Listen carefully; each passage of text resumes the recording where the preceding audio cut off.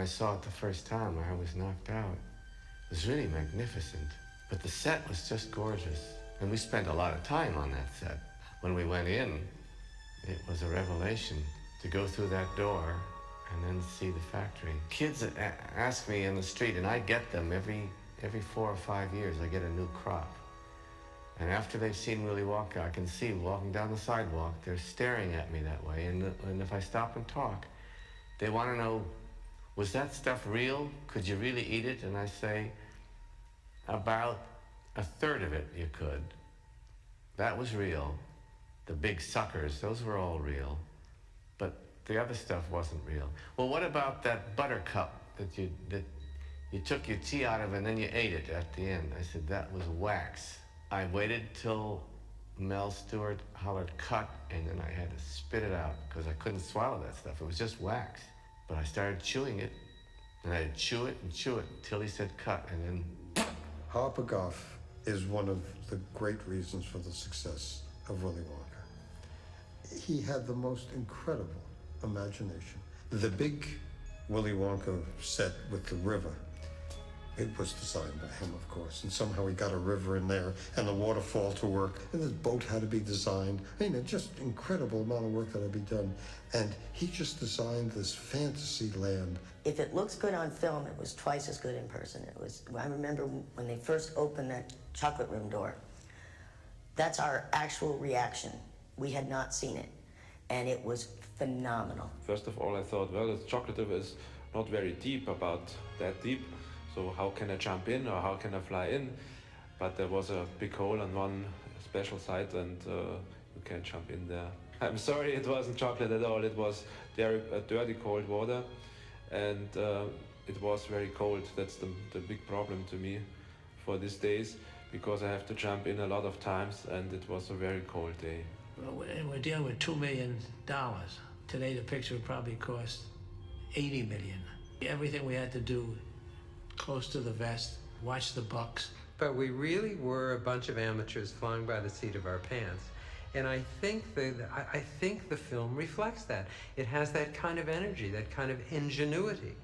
You know, it's not the function of sitting down and intellectualizing. It's not the function of a ton of money. It's the function of scotch tape, cardboard, let's put on a show. And I think that's the flavor of what makes the movie so vital and so vibrant.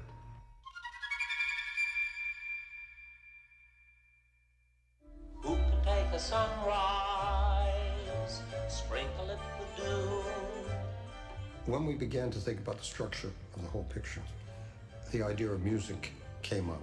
I wasn't nuts about putting music in the picture at first, but I began to see with the fantasy it could work if we got the right music. So I thought it might be a good idea. Could we find the right composers? Again, Dave Wolper came through. His very good friends were Leslie Bricusse and Anthony Newley, who at that time were really hot. We said, give us 3 or 4 songs, an Oompa Loompa song, and a main theme, and a couple of other things. And so they went away, and they came back. I'll never forget the day. It was at Dave Wolper's house.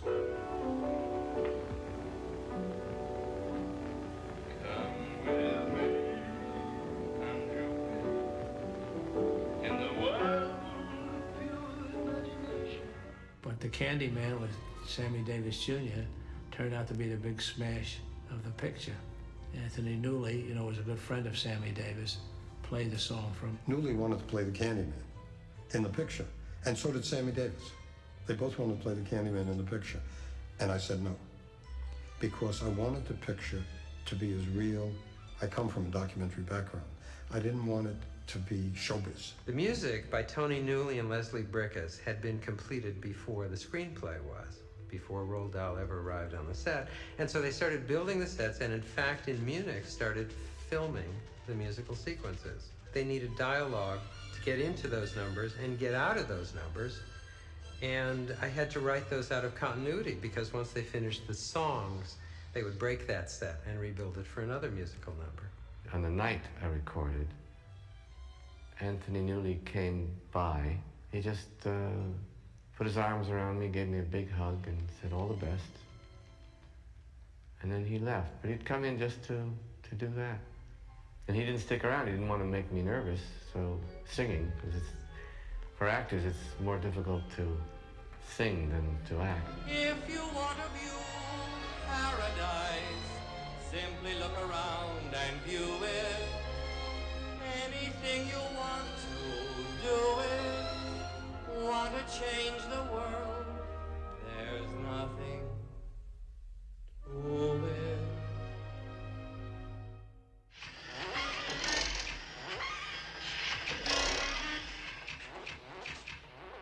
The funniest story, I think, is about the ending of the picture, because I left there thinking I had done my job. I left there absolutely exhausted, disheveled, not having slept for weeks, and wandered around in a daze trying to explain this experience I had had. It was like being shot out the other end of a tornado. And I wound up at this little broken down log cabin I still have on a lake in Maine. The last word of Roald Dahl's original script was, "Grandpa says yippee." I said, oh my God, I'm going to end this picture with "Grandpa says yippee"? That's impossible. Where's the kid? And they said, well, David went home. I said, where did he go home? Well, he went on a vacation in Maine somewhere, and nobody knows where he is. I said, everything's going to stop.